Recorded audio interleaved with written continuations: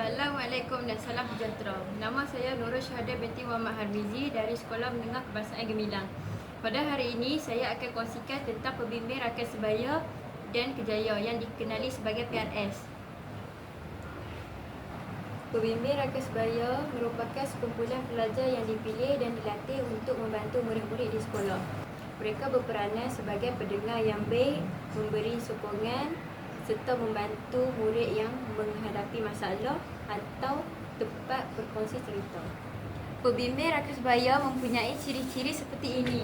Contohnya, mengawal rasa marah, menyelesaikan masalah, bermotivasi, produktiviti, rasa bahagia, matlamat hidup realistik, harga diri positif, asertif diri, bekerjasama, tolak ansur.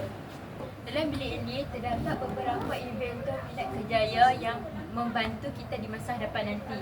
Contohnya, investigatif 1.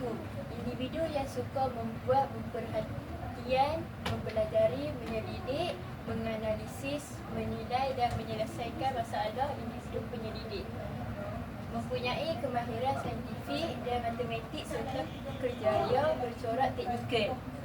Contoh kerjaya: ahli kaji cuaca, kaji binatang, ahli sains, doktor, pakar bedah, ahli farmasi, juru teknik makmal perubatan, penganalisis sistem, juru terbang, ahli teknologi komputer. Di sekolah kami terdapat satu poster tanda-tanda stres dan 8 cara untuk atasi stres.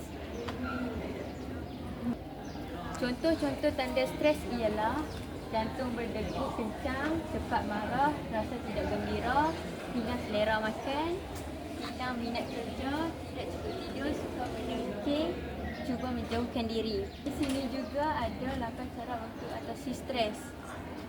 Yang pertama, stres perlu dikawal dan ditangani dengan bijak. Yang kedua, pegangan dan senam dengan 7 minit senaman sudah mencukupi. Yang ketiga, tidur secukupnya.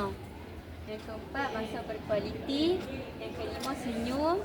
Keenam, sentiasa bersyukur. Ketujuh, bertakafur. Kelapan, rancang percutian. 9, beriadah.